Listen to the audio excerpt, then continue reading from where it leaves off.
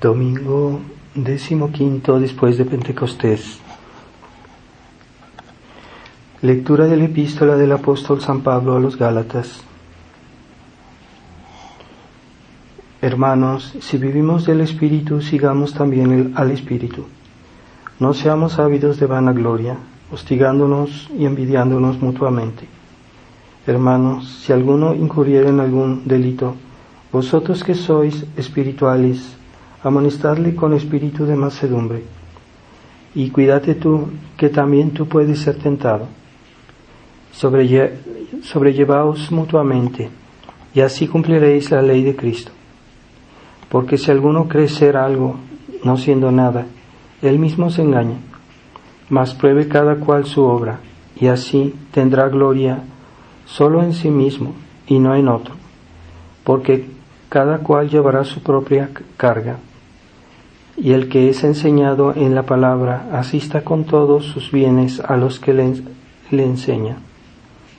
Al que le enseña. No os engañéis, a Dios no se le puede burlar. Lo que siembre el hombre, eso cosechará. Y así, el que siembra en su carne, de la carne cosechará corrupción. Mas el que siembra en el Espíritu, del Espíritu cosechará la vida eterna. No nos cansemos pues de hacer el bien, porque a su tiempo recogeremos el fruto, si no desfallecemos. Y así, mientras tenemos tiempo, hagamos el bien a todos, y mayormente a nuestros hermanos en la fe. Continuación del Santo Evangelio según San Lucas. En aquel tiempo iba Jesús a una ciudad llamada Naín, y le acompañaban sus discípulos y una gran muchedumbre. Al acercarse a la puerta de la ciudad, he aquí que sacaban a un difunto, hijo único de su madre, la cual era viuda, e iba con ella gran acompañamiento de gente de la ciudad. Viéndola el Señor, movido de compasión por ella, le dijo: no llores. Y acercóse y tocó el féretro. Los que lo llevaban se detuvieron. Dijo entonces: joven, a ti te digo, levántate. Y se sentó el muerto y comenzó a hablar, y le entregó a su madre. Sobrecogió a todos gran pavor, y glorificaban a Dios diciendo: un gran profeta ha surgido entre nosotros, y Dios ha visitado a su pueblo.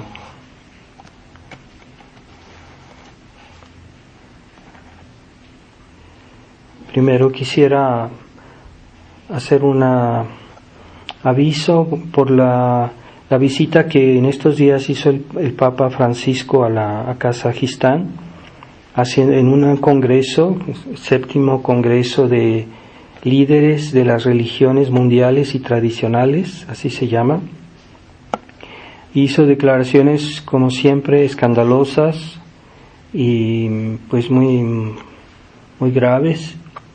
Entonces está fomentando el sincretismo religioso y entre otras declaraciones dijo que todos somos una sola familia cuando está justamente en este congreso de todas las religiones, que nadie es extranjero en la iglesia, es decir, todos somos la misma iglesia.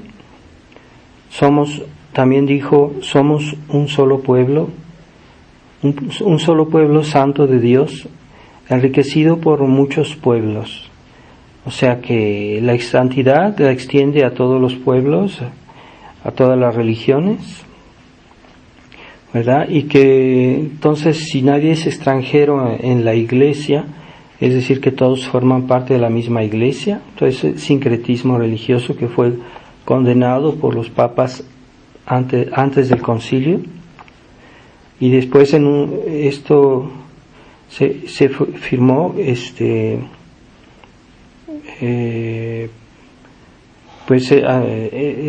la declaración que hizo el Papa.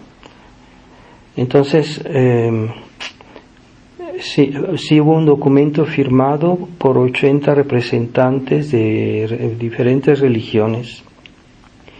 Y hay que recordar que ya en el año 2019 el Papa Francisco firmó un documento que decía que todas las religiones son queridas por Dios. Es una herejía evidente. Y eso lo firmó, me parece que fue no sé si en Medio Oriente, fue una reunión que se hizo en el 2019. Y ahí justamente en esta reunión que dije al principio, estaba el obispo Schneider, que para muchos es un tradicionalista, pero bueno, él en cierta manera colaboró con el Papa Francisco porque le estuvo presente en esta reunión y le sirvió como traductor en esta reunión. A pesar, dijo algo que es verdad, él, que se estaba haciendo de la iglesia un supermercado de todas las religiones. Entonces es algo verdadero, pero al mismo tiempo él estaba ahí con el Papa Francisco y no puede ser, no se puede participar en esas cosas que están mal. También hay que recordar que el padre Monseñor Schneider, para él el Concilio Vaticano II es sobre todo un problema de interpretación. Él no ve el problema del Concilio Vaticano II. Entonces, es una pena que esté a medio camino, ¿verdad? Aunque pues a veces dice cosas justas, pero no es suficientemente claro, y también en sus actos, pues él fue el que llevaba al Papa ahí en esta reunión que se hizo en Kazajistán, y él lo estuvo acompañando. En el nombre del Padre, del Hijo y del Espíritu Santo. Amén. Ave María Purísima, sin pecado concebida. Quisiera recordar que este milagro que Dios hizo del hijo de la viuda de Naín, en ese milagro San Agustín ve que esa viuda representa a la iglesia que llora a sus hijos muertos. ¿Muertos por qué? Muertos por el pecado, y su oración es escuchada por Jesucristo y que los puede resucitar.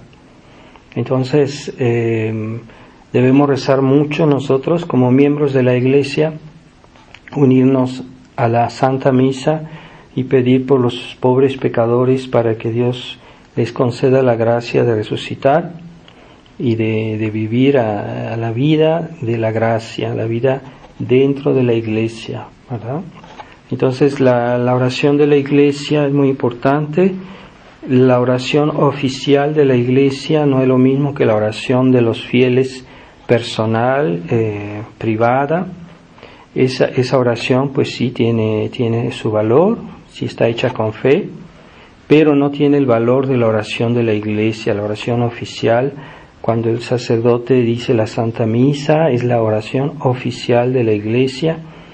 Esa oración pues tiene un valor mucho mayor porque es la oración de la iglesia como tal. Entonces los fieles deben tratar de unirse a la oración del sacerdote, que es la oración oficial. Deben tratar de unirse para participar a las gracias que la iglesia quiere darnos y que Jesucristo nos da por la iglesia. Y hay que tener mucha estima de la oración oficial de la iglesia, que es la Santa Misa, que son las oraciones públicas de la iglesia, los que hacen los sacerdotes, el oficio divino y todas las bendiciones que son oración pública de la iglesia. Entonces esta pertenencia a la iglesia es la que permite que nosotros primero podamos resucitar del pecado, porque la resurrección del pecado pues la recibimos el día que se nos perdonaron por primer lugar nuestros pecados, en el día del bautismo, que se nos perdonó el pecado original, y los sacramentos de la Santa Iglesia que nos liberan del pecado y que nos santifican, ¿verdad? Porque la la vida de la gracia no es solo la ausencia del pecado, o sea, el perdón de los pecados, sino también algo positivo que es la gracia divina en nuestras almas que hace que seamos hijos de Dios. Así que no es solo el perdón que Jesucristo da, sino también su vida, la vida de la gracia. Así que este joven que resucitó, pues se puede en él ver a nosotros mismos y a los pecadores que eventualmente Dios a momento dado va a darles la gracia de convertirse, pero mediante la oración de la Iglesia. Así que no dudemos en unirnos a la oración de la Iglesia y rezar por la conversión de los pecadores, la conversión de los hombres de Iglesia, la conversión de los cristianos modernistas que están en el error, para que Dios los ilumine y que se conviertan a la fe total, completa de la Iglesia. Y quisiera recordar que que es de nuestra dependencia a la Iglesia, que podemos participar de todas sus gracias, pero hay que tener claro cómo se debe depender de la Iglesia. No basta digamos una pertenencia nominal, hay que pertenecer a la Iglesia de hecho, no solo por el bautismo, sino también por la profesión de la fe, y esa profesión de la fe el demonio se ha arreglado para que sea cada vez distorsionada, de tal manera que la gente poco a poco pierda la fe. Esa es la gran tentación de nuestra época, es que se va distorsionando nuestra religión para que a momento dado ya no sea ella, que sea otra cosa. Y esa es la astucia, ¿verdad? Esa es la astucia de querer reemplazar la Iglesia católica por la Iglesia conciliar, y eso se hace gradualmente, no se hace así de golpe, no se ha hecho, se han estado años, se han estado muchos años, y es algo progresivo, es algo que es igualmente discreto. Entonces la gente generalmente no se da cuenta.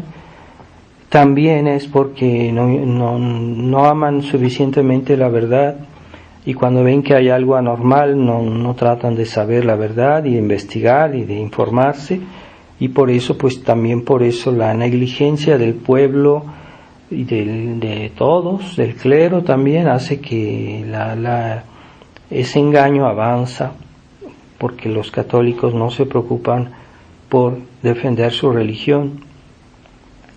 Entonces el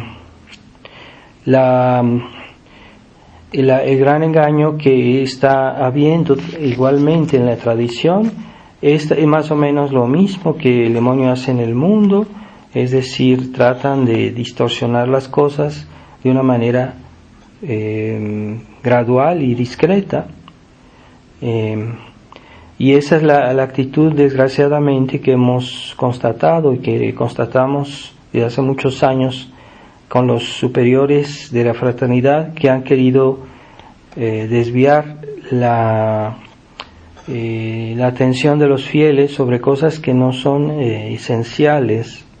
Lo esencial, y por lo cual la fraternidad fue fundada por Monseñor Lefebvre, fue la defensa de la fe en el contexto conciliar, en el contexto histórico de este tiempo, que es la crisis de la fe en la Iglesia, en el mundo. Entonces el Monseñor Felé ha continuado con esa discreta sustitución del fin de la fraternidad por querer ponerse bien con Roma, sin tener en cuenta los peligros. Y nuestra misión en nuestra época es una misión de defender, preservar la fe, y eso es un combate constante. Entonces eso se va ido diluyendo, y Monseñor Felé, con la discreción de una violeta, sigue implacable con su plan, ¿verdad? Y es actualmente el Padre Superior de la Fraternidad, que es el ejecutor que detrás de él está siempre Monseñor Felé, que aunque haga el discreto, él es el que está todavía con esa incentivando esta destrucción de la fraternidad. San Pío X,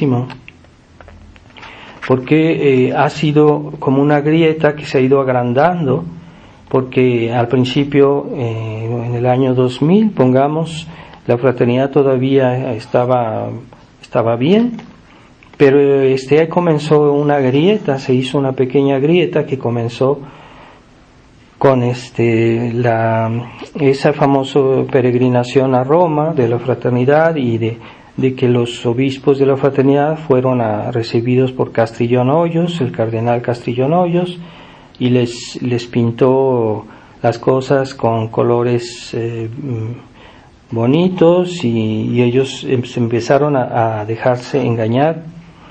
Entonces hay varias etapas en la cual esta grieta que está en la fraternidad se ha ido haciendo más grande.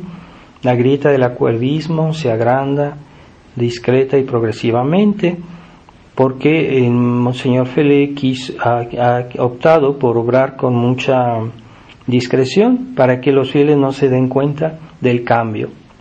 Pero esta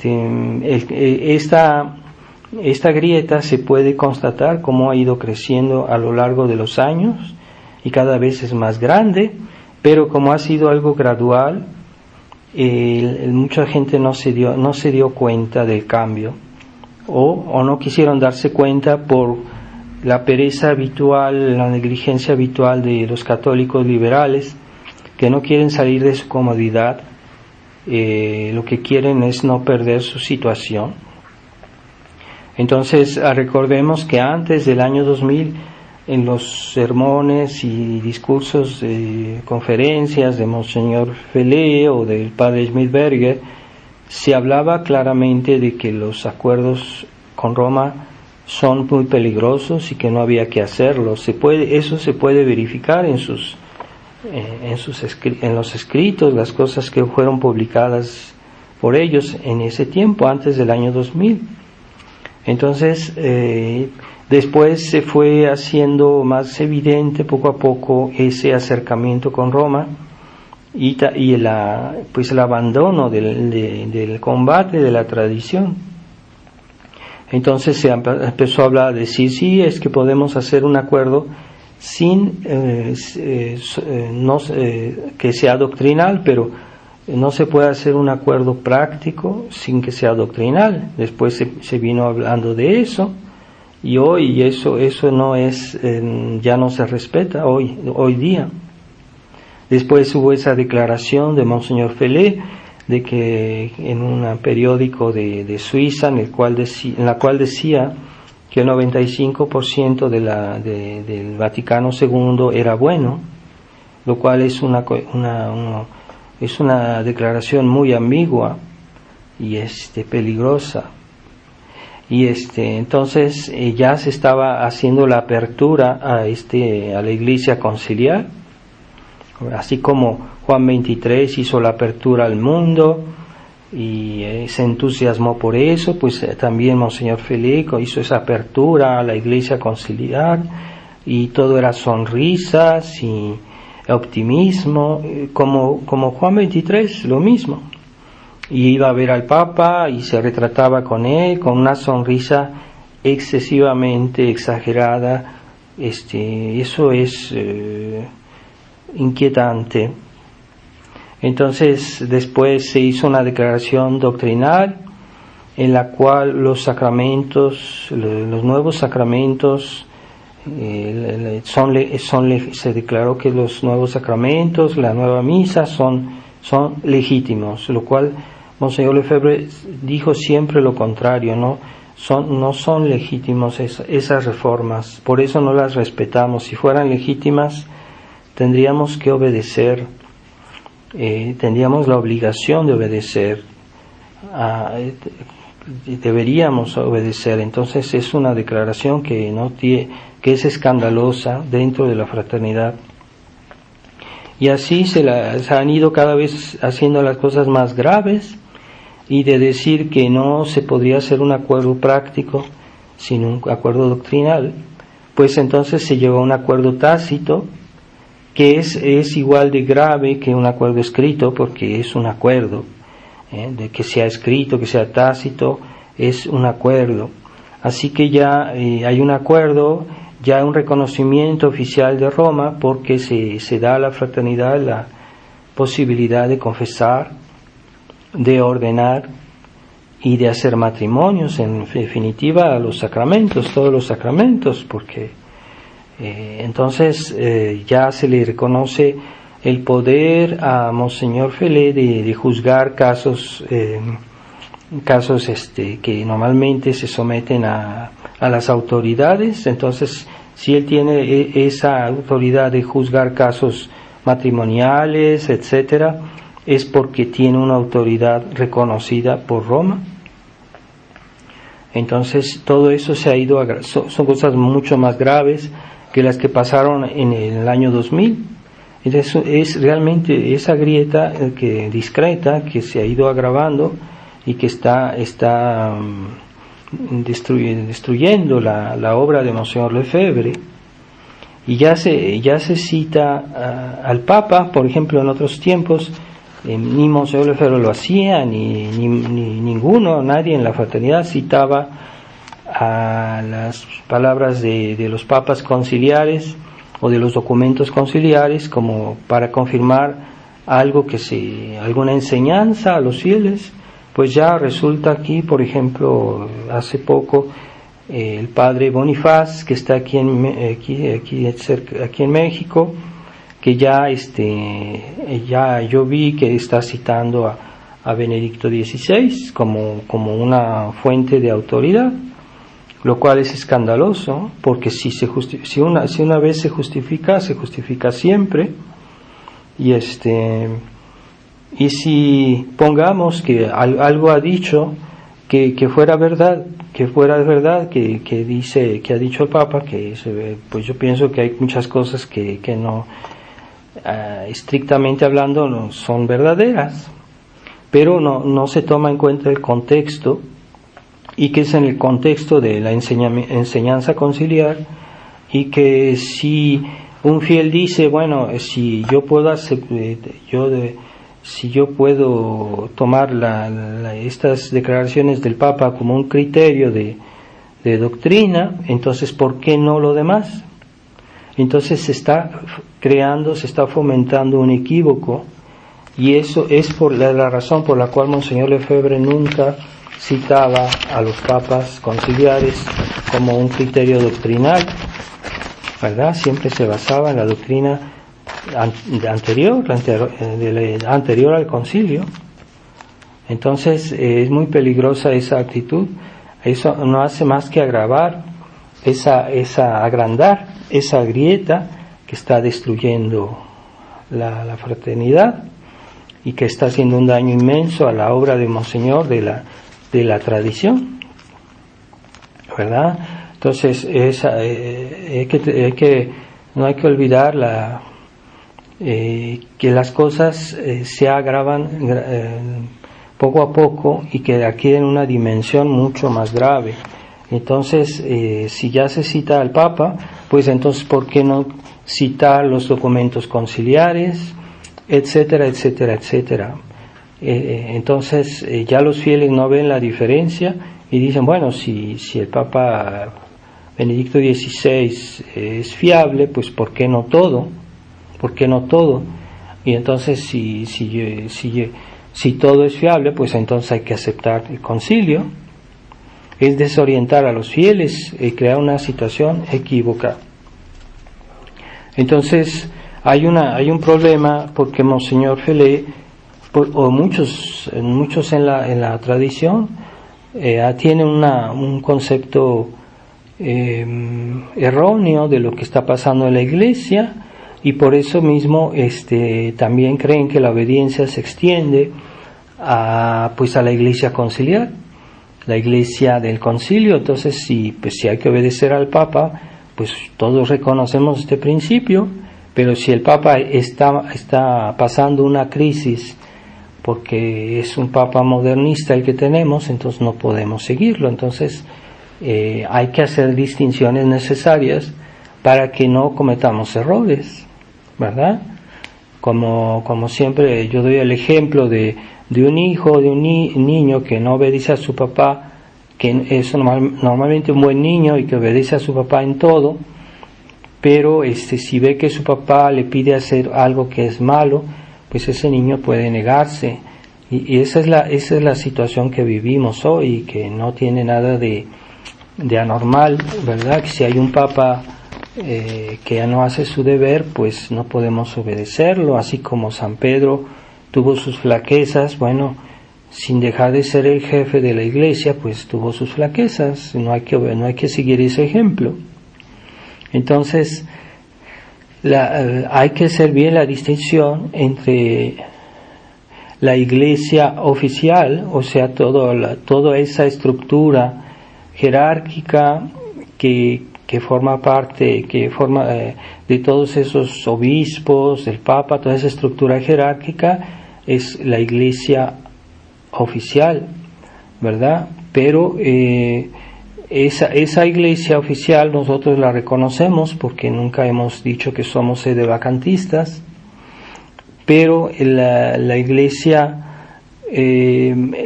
oficial, la estructura jerárquica de la iglesia ha sido invadida por los errores conciliares, por los errores modernistas. Entonces, en realidad, la iglesia conciliar no es de la iglesia, no viene de la iglesia, es un cuerpo extraño, es algo nuevo.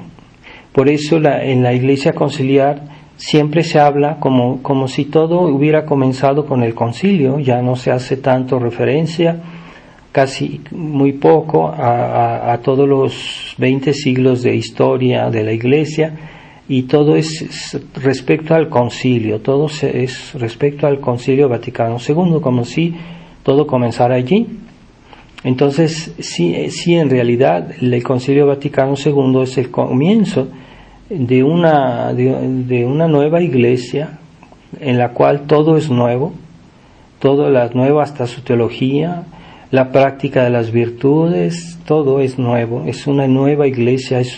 Entonces no hay que confundir iglesia católica e iglesia conciliar. Aunque la estructura de la iglesia está ocupada, está sojuzgada, por decirlo así, está por esas personas que son modernistas. Y es un misterio cómo es que Dios ha permitido eso, ¿verdad? Pero la iglesia católica e iglesia conciliar no son la misma iglesia, son dos iglesias distintas, y la iglesia conciliar cada vez ha tomado más importancia después del concilio, ha ido tomando cada vez más importancia. Por eso se puede decir que la iglesia conciliar ha eclipsado gradualmente a la iglesia católica, prácticamente la ha eclipsado totalmente, pero algo todavía se ve de la iglesia. A veces en los católicos se ve que tienen la fe, pero están desorientados, no todos, y no sabemos quiénes y cuántos, pero sí hay fe todavía en algunos fieles, están desorientados. Y lo que es muy misterioso es que el Papa Francisco es al mismo tiempo jefe de dos iglesias. Es misterioso cómo Dios ha permitido eso, pero es algo impresionante. Y el Papa Francisco, pues sí, es el jefe de la estructura, de lo que queda de la iglesia oficial, y al mismo tiempo es el jefe de la iglesia conciliar, que trata de ahogar, de oscurecer la iglesia original. Prácticamente la iglesia oficial es lo que queda, de la Iglesia Católica. El cuerpo es como el cuerpo de la Iglesia, ¿verdad? Esa estructura jerárquica es el cuerpo de la Iglesia, pero no es lo formal de la Iglesia, no es lo más importante. Lo más importante de la Iglesia Católica es ahí donde están aquellos que profesan toda la fe de la Iglesia. Eso es lo que es la parte formal de la Iglesia. Entonces, los que profesan la fe católica en su plenitud, son ellos los que son la Iglesia. Entonces, se podría decir la estructura de la jerárquica es más bien parte de lo que es el cuerpo de la Iglesia, pero la Iglesia, aquellos que viven realmente la fe de la Iglesia y que participan fructuosamente a todos los sacramentos, pues esos son la parte formal de la Iglesia, el alma de la Iglesia, ¿verdad? Un cuerpo sin alma, pues es como un cadáver, pero el alma es más importante que el cuerpo. Así que, ¿dónde está la Iglesia? Ahí donde están aquellos que profesan enteramente, no parcialmente, enteramente la fe, ¿verdad? Y que ese pequeño grupo de fieles, de sacerdotes, cada vez es más pequeño, hay que decirlo. Es muy misterioso lo que está sucediendo. Se podría calificar que estamos viviendo la pasión de la Iglesia, ¿verdad? Entonces, la Iglesia visible es la Iglesia donde se profesa visiblemente la fe. Entonces, la fe es la condición para que sin la fe no puede haber santidad. Así que ¿dónde está la Iglesia santa, la Iglesia una? Pues ahí donde está la verdadera fe, ¿verdad? Y de ahí viene todo lo demás, ¿verdad? Entonces, esa profesión de la fe no es solo algo doctrinal, también es la práctica de la doctrina, ¿verdad? Una persona que dijera, no, yo creo en toda la fe de la Iglesia, pero después está practicando actos, por ejemplo, de comunicatio in sacris con las falsas religiones, pues esa persona no está profesando plenamente la fe católica, porque en sus actos, no tanto aunque en sus palabras diga lo contrario, pero en sus actos no corresponde a esa profesión también práctica de la fe. Entonces no es una cuestión puramente teórica decir que yo tengo la fe, que yo soy tradicional. También los actos forman parte de la profesión de la fe.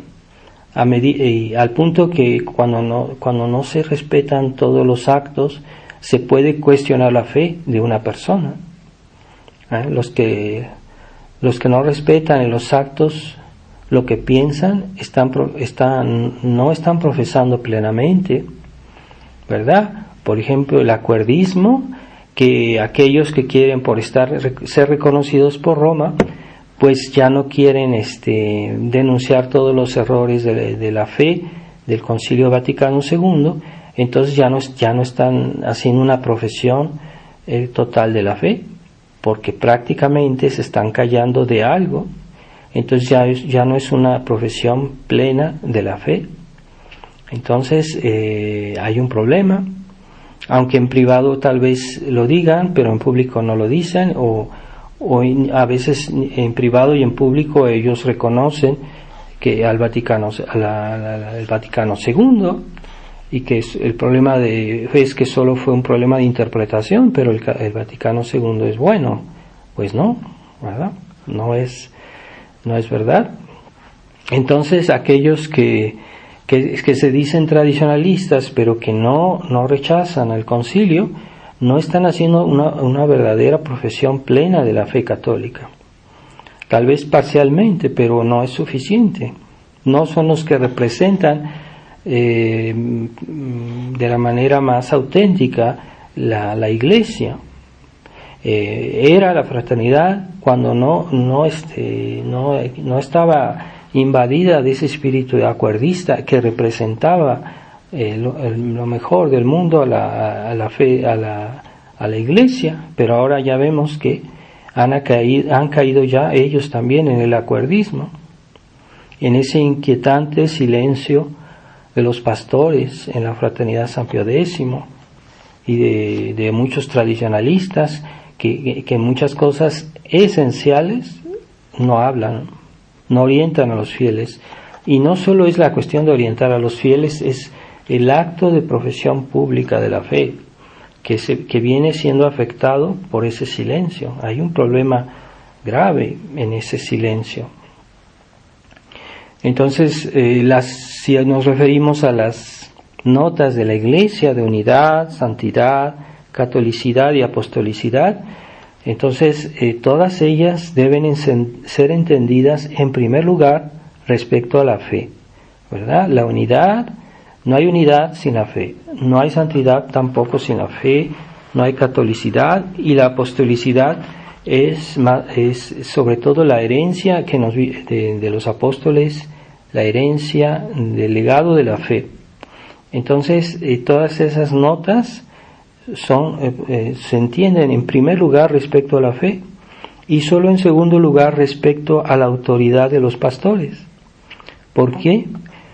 Porque la razón de ser de los pastores es el servicio de la fe, la conservación de la fe que es igual a tradición. La fe y la tradición son la misma cosa. La tradición de la Iglesia es la tradición de la fe. Entonces, la Iglesia es esencialmente tradicional. La Iglesia es tradición en su ser, es tradición. Entonces, que no nos vengan a decir que la Iglesia, la tradición, eso es algo que de más. No, forma parte, es la Iglesia en su esencia, la Iglesia es tradición. Entonces, en esa medida que los pastores no sirven o que se separan o que no defienden primero y no sirven a la fe y la conservación de la fe, en esa medida pierden el derecho a ser obedecidos, porque la fe está antes que la autoridad, porque la autoridad está al servicio de la fe. Entonces los católicos modernistas y también ya los católicos algunos tradicionales ven la cuestión de la autoridad primero y después lo demás, pero no, la autoridad está al servicio de la fe y es el criterio antes que la autoridad para juzgar si estamos realmente en la unidad, la santidad, la catolicidad y la apostolicidad de la Iglesia. Es primero la fe y después la sumisión a los pastores, porque ha habido partes de la Iglesia que se han separado, que han caído en cisma, y que hay pastores, pero no obedecen a las 4 notas de la Iglesia. Entonces, por eso mismo, no se les debe ni obediencia ni respeto. Así que es lo mismo hoy. Entonces, la medida que los pastores no están al servicio de la fe, pues también pierden el derecho a ser obedecidos, ¿verdad? Y sí, también hay que recordar que la Iglesia es de naturaleza militante, ¿verdad? Como eso es lo que se enseña y se ha enseñado, que la Iglesia es militante, ¿verdad? Hay una Iglesia triunfante en el cielo, una Iglesia purgante en el purgatorio, y en esta tierra es la Iglesia militante. ¿Por qué militante? Porque es la que está luchando todavía, y la Iglesia triunfante ya está gozando de Dios, del paraíso. La Iglesia purgante todavía no ha logrado purificar sus pecados, entonces por eso es purgante. Y la Iglesia militante es la que está todavía en esta lucha de todos los días en este mundo, porque en este mundo hay la presencia de los 3 enemigos del alma, de las falsas doctrinas, de las falsas religiones, también es militante porque está luchando. La Iglesia es contrarrevolucionaria porque ella lucha contra los enemigos de la Iglesia, no solo ahora, sino desde siempre, desde el comienzo de la Iglesia, siempre la Iglesia tuvo enemigos, perseguidores, y la Iglesia siempre luchó contra todos los que querían destruirla y siempre venció. Entonces hay que reconocerle a la Iglesia ese título de militante. No es un título honorífico, es un título real. La Iglesia militante es militante. Entonces el catolicismo liberal no le gusta el combate, le gusta la estética, le gusta una caridad azucarada, pero no combaten realmente o pactizan quién es más, quién es menos, pero es una tendencia. Entonces, y los poderes de la Iglesia también se pueden ver de esta manera, porque la potestas regendi y la potestas santificandi, es decir, la potestad de mandar de la Iglesia y la potestad de santificar por los sacramentos, no son posibles sin la potestas docendi, es decir, la potestad de enseñar la fe, ¿verdad? ¿Cómo se puede obedecer si no se cree? ¿Cómo se puede recibir los sacramentos si no se cree? Entonces la fe es anterior a la obediencia y a la práctica y recepción de los sacramentos. La fe es primero, incluso en el orden del tiempo. Entonces la potestad de enseñar de la Iglesia es lo que debe pasar en primer lugar y que debe ser bien hecha, es decir, conforme a la tradición. Entonces, Monseñor Felé, ¿por qué ha insistido tanto, se ha obstinado tanto en hacer este acercamiento tan peligroso con la Iglesia conciliar? Porque él no ve la diferencia entre Iglesia conciliar e Iglesia católica. Por eso cree que obedeciendo a la Iglesia conciliar, pues él está dentro de la Iglesia. Es un error. También piensa él que se puede convertir la Iglesia conciliar desde adentro, lo cual es una suma imprudencia. No se puede convertir a la Iglesia porque la Iglesia es una estructura jerárquica y es muy difícil dentro de la Iglesia realmente cambiar a los superiores. La Iglesia no está hecha para que los inferiores dirijan a los superiores. La Iglesia está hecha para que funcione de manera que sean los superiores que hacen a los inferiores. Entonces es una suprema ilusión eso de querer convertir a la Iglesia desde adentro. Más bien podría hacer la fraternidad desde afuera, dando el ejemplo y promoviendo la verdad, que por dentro, que ya vimos cómo tratan en la Iglesia oficial, cómo tratan a todos los grupos Ecclesia Dei, y que a veces les quitan las iglesias, a veces les niegan, los castigan, les limitan la celebración, los dejan un poco crecer para que los fieles de la fraternidad puedan para que sean como el cebo para tirar los fieles de la tradición, pero una vez que ya tienen todo bajo control, entonces se vuelven tiranos y tratan de acabar con la tradición. Ese es el plan de Roma. Pero el plan de Monseñor Felé es una ilusión. Si estamos fuera de la estructura, no somos miembros de la Iglesia visible. Ese es también otro error de Monseñor Felé, de pensar que estando fuera de la estructura no somos miembros de la Iglesia. Pensemos que también nuestro Señor fue excomulgado por la sinagoga. En ese tiempo era la Iglesia reconocida por Dios, ¿verdad? Y también ha habido santos que han sufrido persecución hasta incluso de los papas como San Atanasio, pero él no tenía escrúpulos. San Atanasio decía, ellos tienen las iglesias, pero nosotros tenemos la fe. Esa es la actitud que hoy tenemos. Y la crisis arriana de tiempo de San Atanasio era mucho menos grave que la que estamos viviendo hoy, porque en tiempo de San Atanasio se negaba la divinidad de Cristo. Eso era la herejía arriana, pero hoy se niega todo porque, como decía San Pío X, el modernismo es la suma de todas las herejías. Es mucho más grave lo que estamos viviendo en nuestra época. Y bueno, sin San Atanasio también fue excomulgado, fue echado de sus iglesias 5 veces o más o menos, y 5 veces volvió a regresar.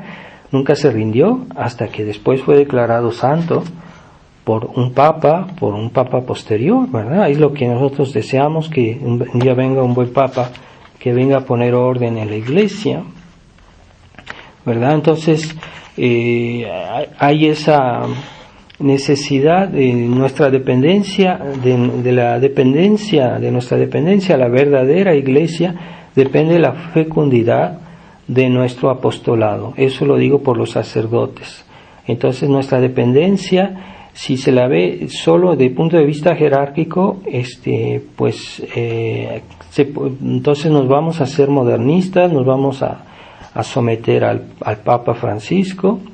Entonces nuestra fecundidad depende sobre todo de la profesión total, no parcial, total, no solo en el pensamiento, sino también en los actos, es decir, evitando los compromisos prácticos que desdicen lo que pensamos. Entonces de esa dependencia de la fe de la iglesia, es sobre todo de esa manera pertenecemos a la iglesia. Entonces ahí tenemos la garantía más alta de nuestra catolicidad, es nuestra profesión total de la fe, ¿verdad? Entonces si el Papa estuviera en una situación normal, pues también deberíamos obedecer al Papa. Entonces sería lo normal, ¿verdad? Y también eso sería una prueba de que nosotros pertenecemos a la iglesia. Pero si el Papa está en crisis y es una crisis de fe, entonces ahorita el criterio de autoridad, de pertenencia a la iglesia, es justamente diferir con el Papa, ¿verdad? Y es como Monseñor Lefebvre decía, pues para mí el hecho de que me hayan excomulgado es como un trofeo, es como un diploma, porque viendo cómo es el clero modernista, es para mí es como una condecoración el hecho que yo esté excomulgado por ellos. Es lo que decía Monseñor Lefebvre. No tenía los escrúpulos de Monseñor Felé. Entonces, si ese mutismo de que se ha ido extendiendo en la fraternidad gradualmente, casi no se nota porque cada vez es lento y cada vez es más grave. Entonces ya no se habla de los problemas, o se habla muy poco. Yo veo el sitio de la fraternidad, el sitio oficial, sí dan algunas noticias, pero hablan de muchas cosas que pasan que no tienen que ver con nuestro combate, y que hablan de cosas que pasan en Roma, como si la situación fuera normal, como si no hubiera una situación catastrófica en Roma. Entonces se ponen a dar noticias de cosas que no tienen que ver no tienen interés desde el punto de vista de la defensa de la tradición. Entonces eso muestra que están bajando la guardia, que están bajando el combate, el tono, están bajando ese permisivismo, ¿verdad? Y por ejemplo, en otros tiempos al padre Bonifaz le hubieran llamado la atención por esa cita que él hizo de Benedicto XVI, y debe haber otras. Yo no puedo verificar todo lo que él hace o que él dice, pero si hay una, debe haber otras. Entonces, en otros tiempos él hubiera sido reprendido por los superiores, por lo menos. Entonces, también se está comenzando a cuestionar el mensaje de la Virgen de la Salet, al cual Monseñor Lefebvre siempre lo defendió, Monseñor Lefebvre. Esa duplicidad, yo no sé si todos los sacerdotes de la fraternidad son exégetas, pero sí tienen todos, la mayoría, el sentido acomodaticio, es decir, que se acomodan a las situaciones por no perder sus beneficios, su puesto, su seguridad, ¿verdad? Entonces, silencio. Entonces, cuando se pone un obstáculo en la fe, entonces pone un obstáculo a toda la vida cristiana. De esa manera, ya el Espíritu Santo se limita mucho la acción en las almas, ¿verdad? Entonces hay que tener mucho cuidado de tener siempre la profesión total de la fe, porque si uno no es la condición de la santidad, ¿verdad? La profesión total de la fe. Entonces, y los que han salido de la fraternidad por estos motivos, por esta crisis, entonces no podemos también bajar el tono y comenzar a hacer silencio sobre tantos y tantos problemas, porque eso es lo que justifica nuestra actitud. ¿Por qué estamos fuera de la fraternidad?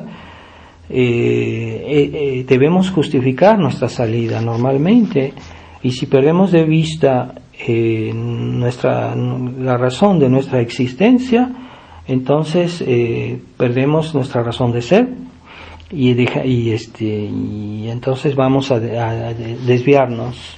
Así que aunque alguien hace poco un fiel me dijo que así como que si yo exageraba de hablar estos problemas, bueno, este fiel debe tener un poco espíritu un poco liberal. Entonces, como que si eso no le interesa tanto, que nosotros hablemos de los problemas no solo de la Iglesia, sino también de la fraternidad, pues sí, es que yo no puedo olvidar la razón mi razón de ser, de mi combate. Entonces, hoy estamos en un combate, y si olvidamos por qué estamos en este combate, por qué estamos actuando así, entonces perdemos nuestra razón de ser. Así que si la fraternidad San Pío X no habla contra el modernismo, no condena el Concilio Vaticano II, no combate los errores del Vaticano II, pierde su razón de ser. Entonces Monseñor Lefebvre nunca debió fundar la fraternidad, fue un error, ¿verdad? Porque él la fundó al principio sí con el reconocimiento de la Iglesia, pero después él la mantuvo, aunque le hayan retirado ese reconocimiento, y él la mantuvo. Entonces sí, Monseñor Lefebvre dice que eso fue finalmente un error de Monseñor Lefebvre, de no querer estar un poco alejado de Roma, sin ánimo de cisma. Entonces está en cierta manera desaprobando toda su obra, y entonces hay que poner la fraternidad dentro de la Iglesia oficial, con todos los peligros que eso lleva, y es un suicidio espiritual. Es un suicidio espiritual el hecho de ponerse bajo la jurisdicción y el mando de los hombres de iglesia modernistas. Pues ya se pierde, si uno pierde la razón de ser, pues uno entonces colapsa, ¿verdad? Y la fraternidad va a colapsar si sigue sometiéndose a Roma. Entonces, yo pienso que si Monseñor Lefebvre estuviera en vida, hubiera sufrido muchísimo de todo esto, pero él ya prevía algo, porque decía al final de su vida, él comentaba que si él como que él pensaba que el espíritu liberal era algo más grave de lo que parece. Por eso yo insisto en el problema del espíritu liberal, y dijo, bueno, al final de su vida, si yo hubiera leído un libro que hablaba de ese problema del espíritu liberal, es un libro en francés que se llama La Historia del Catolicismo Liberal, Monseñor leyó al fin de su vida, dijo que si él hubiera leído ese libro antes, él hubiera hecho la fraternidad de otra manera. Es decir, que no se acordó suficientemente importancia a la peligrosidad y a la tenacidad del catolicismo liberal, del espíritu liberal que ha invadido los corazones. Es una actitud de espíritu que hace mucho daño a la tradición. Ese espíritu liberal, desgraciadamente, podemos constatar que es mucho más peligroso de lo que parecía, y que Monseñor Felé, con todo el respeto, está imbuido de ese espíritu liberal, aunque él diga que no, pero él no ha comprendido bien la razón de ser de la fraternidad, porque le está llevando a hacer lo que antes no hacía. Y si hubiera sido necesario eso, Monseñor lo hubiera hecho antes. Pero ¿por qué lo quiere hacer ahora, cuando la situación de la Iglesia es mucho más grave que en tiempo de Monseñor Lefebvre, que la crisis es más profunda, que los hombres de Iglesia están en una situación más grave? Es ahora que Monseñor Felé quiere hacer meterse bajo su tutela, y cuando en tiempo de Monseñor Lefebvre no era tan grave esa situación, y no lo hizo. Entonces, menos grave que hoy. Entonces, Monseñor Felé sigue implacable su obra de desvirtuar la obra de Monseñor Lefebvre y quitarle ese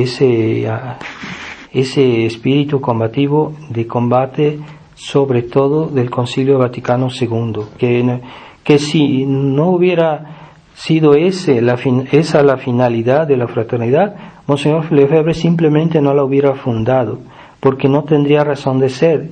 Si dentro de la Iglesia oficial hay todos los recursos para salvar a la Iglesia, pues entonces no es necesario fundar una sociedad que esté suspensa divinis o que esté excomulgada. No era necesario. Entonces Monseñor Lefebvre se equivocó desde el principio. Es toda una serie de contradicciones que hacen que la Iglesia hoy está eclipsada, y que los que profesan la entera fe de la Iglesia son cada vez menos, y que muchos callan y que muchos no dicen todo. Debemos nosotros también, los que hemos salido de la fraternidad por este motivo, no podemos tampoco callar y olvidar nuestra razón de ser, y el combate que hemos comenzado es nuestra razón de ser. Si no, pues también deberíamos regresar en el seno de la fraternidad, en el seno de la Iglesia oficial, pero no, debemos mantener esa lucha, ese combate, porque de la preservación de los elementos esenciales de la Iglesia, sobre todo la fe, depende la fecundidad de la Iglesia y la santificación de las almas. Así pues, la oración de la Iglesia es eficaz, como la oración de la viuda de Naín, que fue eficaz porque tuvo fe en Jesucristo, pero ella simboliza en cierta manera la Iglesia católica, que reza por sus hijos y por los que están muertos, para que los resucite nuestro Señor. Pidamos igualmente a la Virgen María que ella también hace eso, de rezar constantemente por la Iglesia, por las almas, pero primero por los domésticos de la fe, es decir, primero por los que son católicos, por los que tienen la fe, y después por los demás. Primero, también si vemos en el misal, en el canon, si la Iglesia siempre reza primero por los que tienen la fe, por los que son realmente católicos, y después por los demás. Así que nuestra oración debe estar, nuestra compasión, nuestro amor debe estar primero con los que son miembros de la Iglesia, y no como el Papa Francisco, que tiene más amor y compasión por los que no son miembros de la Iglesia, por los que no se portan bien, por los que difunden los errores y el mal. Entonces, una falsa compasión. Vamos a pedirle a la Virgen María su misericordia y que nos mantenga en la fe como ella la mantuvo, Stabat Mater, el que estaba junto a la cruz firme, ¿verdad? Recordemos que hemos celebrado esta semana Nuestra Señora de los 7 Dolores, que es la que reza por los muertos en la fe para que resuciten. En la persona de Cristo ella veía a todos los muertos que estaban muertos en el alma. Ave María Purísima, sin pecado concebida. En nombre del Padre, del Hijo y del Espíritu Santo. Amén.